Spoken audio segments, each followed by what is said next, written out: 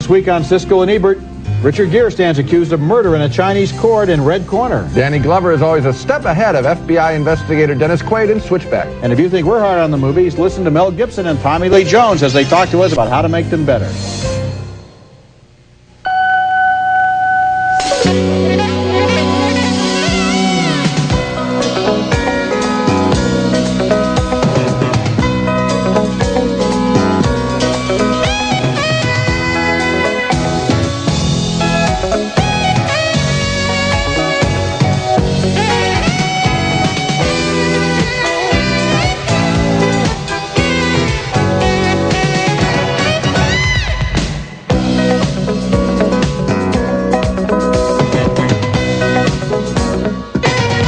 Get me a lawyer. Call Joe Shapiro in Washington. Ask him who's plugged in here. That's a non-starter, Mr. Moore.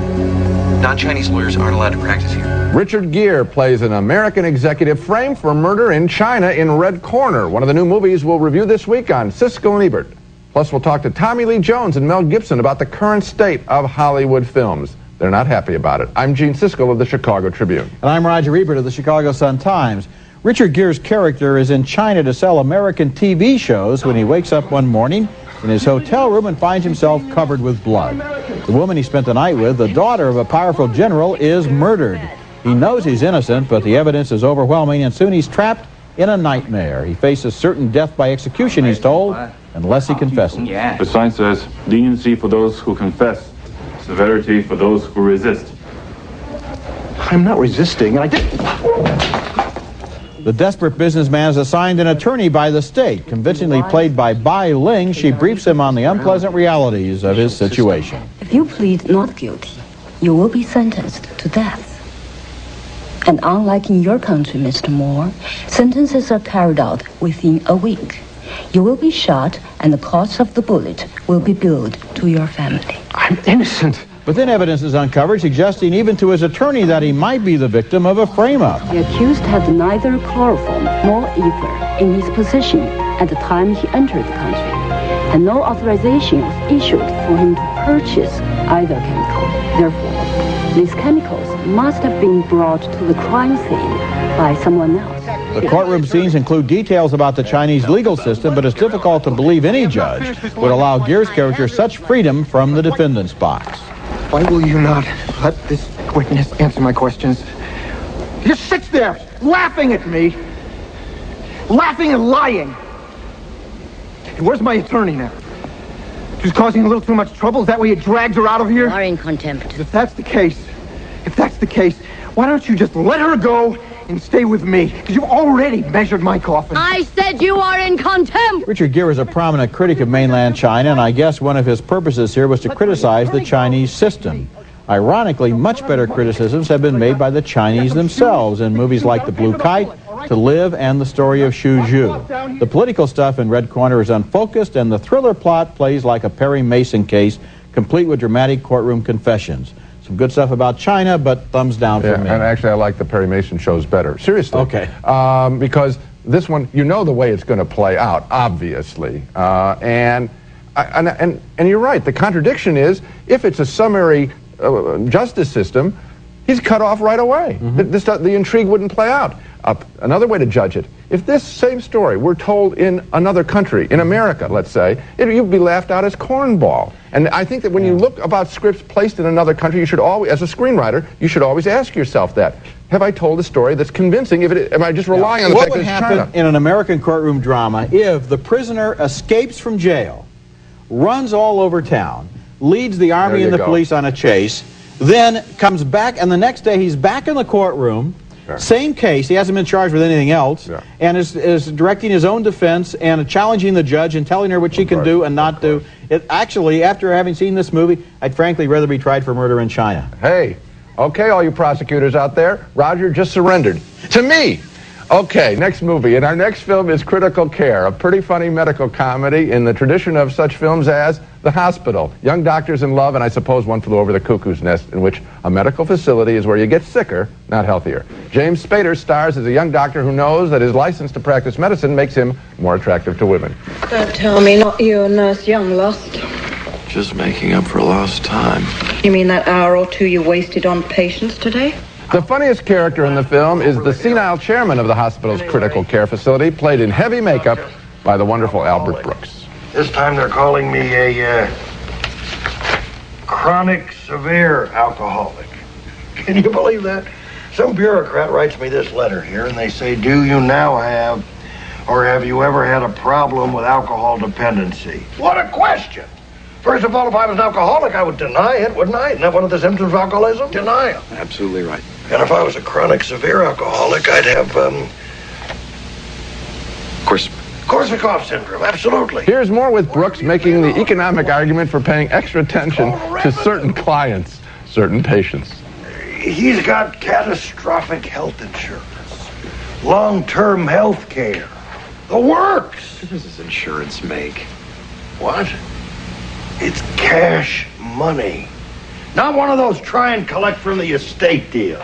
The guts of this story involves the hospital running too many tests on that patient who is comatose. The patient's daughter, played by Kira Sedgwick, has the goods on the hospital, and she threatens Spader, saying she'll expose everything. I want you to kill my father. And if you don't, I'm going to give this tape to my lawyer, and it will be introduced as evidence at the hearing, along with what you said, which should be enough to get you kicked out of your residency program. I suppose that critical care doesn't say anything that jokes at cocktail parties about doctors and hospitals and medical insurance haven't said before. But all of the scenes involving the old doctor, played by Albert Brooks, are original enough, funny enough, for me to marginally recommend the movie. On balance, I did like Critical Care. I liked it too, and it's another movie in the long career of Sidney Lumet, who makes movies very frequently that are smart, and this movie is smart. And there's an interesting battle over this comatose man involving his two daughters, one who wants him to die and the other who wants him to live, and both of whom have motives of their own. That plays out too and is very funny and leads to a courtroom scene that is totally different from anything we expected. But you're right about Albert Brooks. You know, when they say, well, why don't we stop feeding him? And he says, well, why don't I stop feeding you? You're going to die too. Later in the show, Mel Gibson and Tommy Lee Jones on what frustrates them about the movie. I mean, you could make an entire action movie by, you know, with just a few lines of dialogue. Drop it now. Get those people out of there, Mike. Okay, Jim, we're going in. Coming up next, Dennis Quaid tracks a serial killer who may or may not be Danny Glover. Switchback is next. He is credited with at least 18 known deaths. No way of knowing how many came before he began telling me about them. He tells you about them. What's he do, call you? He writes. In Amarillo, Texas, a sheriff played by R. Lee Ermey talks about the hunt for a serial killer with his deputy played by Ted Levine in that scene, and also with an FBI agent played by Dennis Quaid, who has both professional and personal reasons to be obsessed with this killer. And that dynamic between the sheriff and the FBI man is one thread in Switchback, a thriller that cuts back and forth between those characters and two others. They are a former railway worker, played by Danny Glover, who gives a lift to a hitchhiker, played by Jared Leto. And the screenplay is constructed to make it possible that either one of those men could be the serial killer. What about you, Lane Dixon? What kind of work you do? I'm between jobs right now. Their car slides off a snow-covered road and the two men are nearly killed. Will one of them let the other one die? Get on up here! You think that's funny, huh?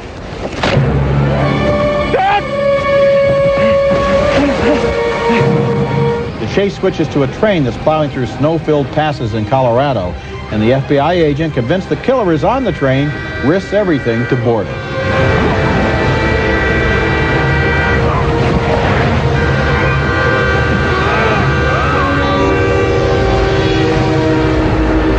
Switchback is the kind of movie where you wish they'd drop the major characters and the story, which are all pretty badly handled, and start all over again with the locations and the great supporting characters. What a criticism. Yeah, I thought R. Lee Ermey stole the movie with his well-written, well-acted role as the sheriff who is up for re-election.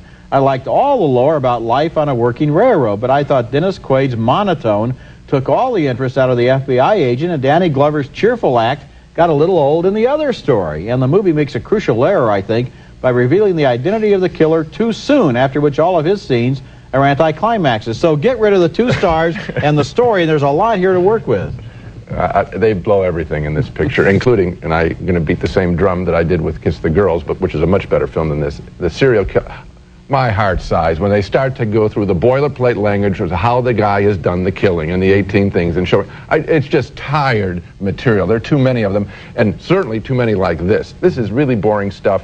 And I think your criticism on the actors, I had the exact same thoughts. Dennis Quaid does not give any interest in his own character as presenting him. It is he's kind of, and he's a good actor, but he's a dead zone in this movie. He's dead, and Danny Glover is, what's he doing in this? Where is his detector on this? Why would he enter? Weren't you stunned that here's a guy has all the money in the world from Lethal Weapons pictures. What does he need this for? Well, he probably thought it was going to be better than it was, just like we did when we walked in. Coming up, no, he had one advantage. He had read the script. Coming up next, Roger and I interview two major Hollywood stars, Mel Gibson and Tommy Lee Jones, about problems they have with today's Hollywood movies.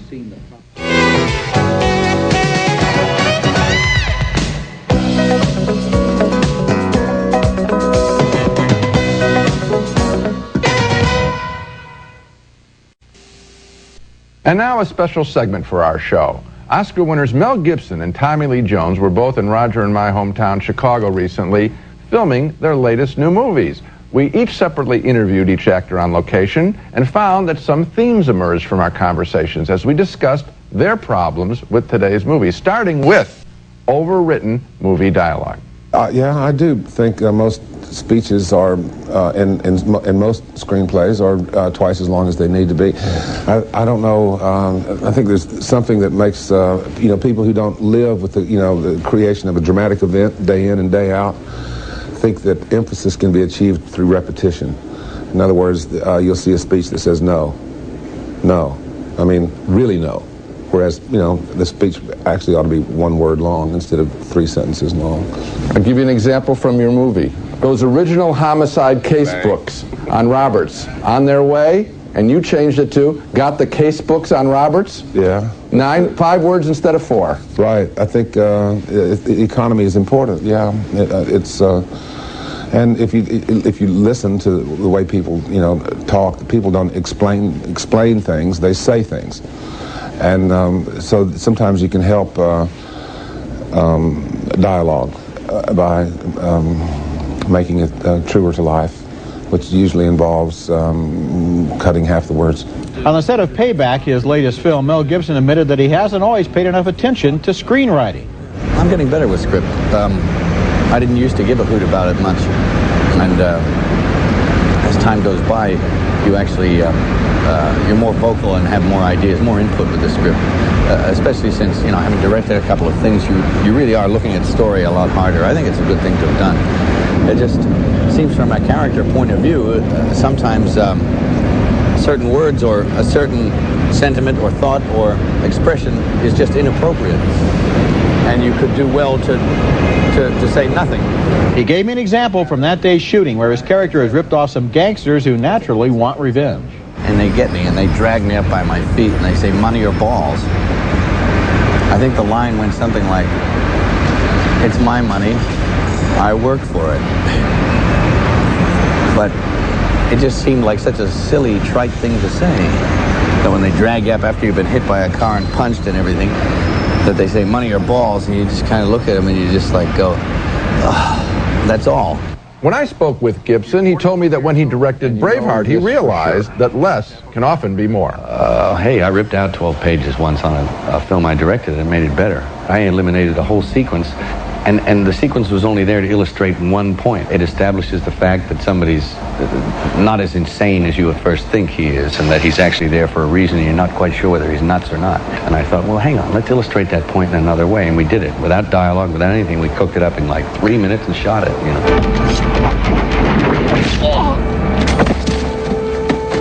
But even when an actor has obviously improved his dialogue, he has to be tactful about it. I didn't kill my wife!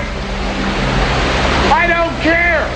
Harrison Ford says to you, I'm innocent. I'm really innocent. Mm-hmm. And your response was, I don't care. Mm-hmm. And I've heard that you wrote that line yourself. Well, it's not my intellectual property, even if I made it up. Obviously, these are two very savvy guys, so we broadened the field a little and learned how huge success in the movies can actually be a drawback, even for the biggest of stars. Hey, it'd be nice if everybody just forgot about the dough for a little while. But that'll never happen, so that's a ridiculous request. But even if I want to make a low-budget picture, I'm not allowed to. You? Know what I mean?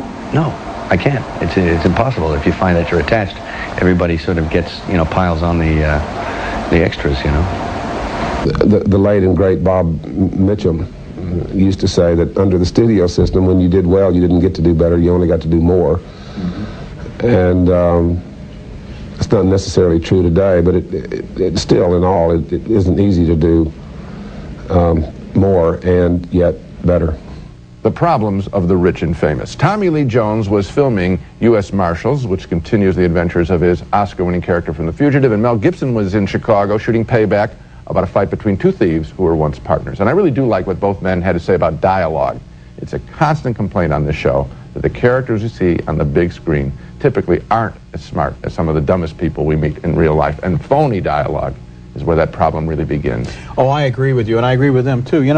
If a moviegoer is in the audience looking at a movie and saying, why doesn't he do the obvious thing? Or say the obvious thing. Yes, then the person on the screen should be at least as smart as that moviegoer. And I think in a lot of recent movies, they're so concerned with getting from one special effect to the next that the people on the screen are just hapless and helpless. Movies are technically better than ever, American movies, and the writing is worse than ever. Absolutely right. When we come back, a white man goes looking for the possibility that he has black relatives in Family Name.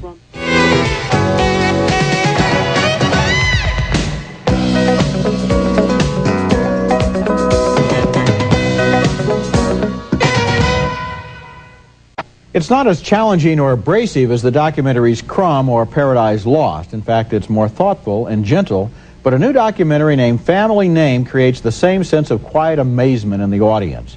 Family Name was directed by a white New Yorker named Mackie Alston, who was born and grew up in the South, noticing that many of the black students at his school were also named Alston.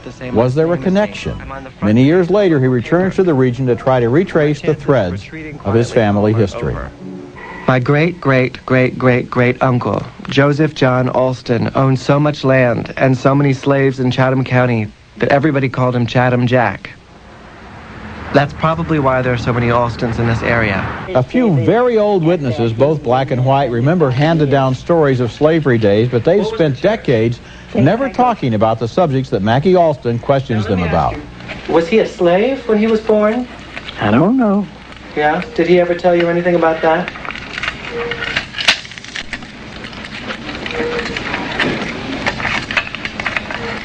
No, he didn't tell me anything about that. Alston is accustomed to subjects that families never discuss because of his own homosexuality.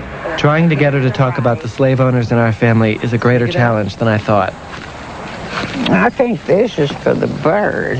The film opens with family reunions of white Alstons and black Alstons held a week and a few miles apart but totally separate. It ends with a reunion of all the Alstons in a scene of reconciliation that is powerfully emotional. Fred has asked that the concert begin with the ringing of the old slave bell.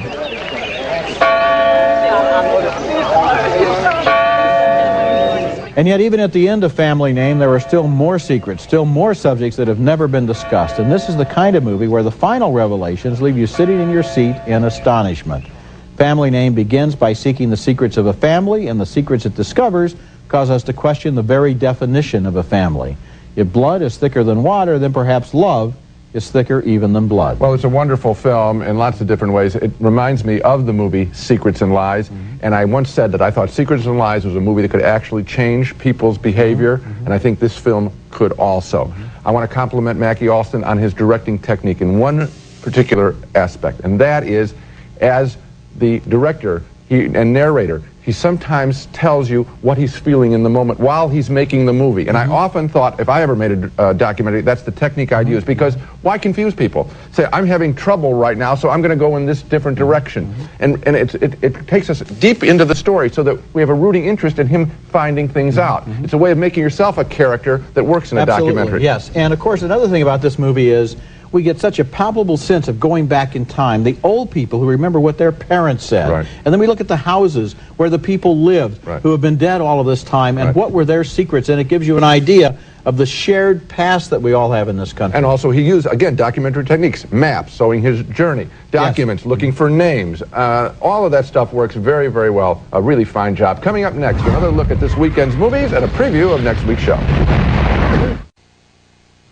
The Century Plaza, offering the finest in luxury, service, and Southern California style, adjacent to Beverly Hills on LA's fashionable West Side. The Century Plaza Hotel and Tower, a Westin hotel.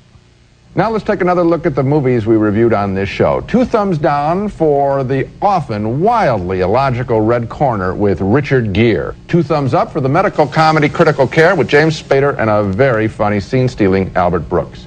2 thumbs down for Switchback, yet another dreary serial killer movie with Dennis Quaid and Danny Glover. And finally, 2 thumbs up, way up for the documentary Family Name by director Mackie Alston. Let's hope that Family Name gets wider distribution now. It's rolling out across the country. Okay, remember you can check our votes and hear our reviews of recent movies at our website. The address is Siskel-Ebert.com. That's it for this week. Next week we'll be back with reviews of more new movies, including Mad City, starring John Travolta as a hostage taker and Dustin Hoffman as a desperate TV newsman. And Starship Troopers, based on the Robert A. Heinlein novel of mankind's war against bugs from outer space.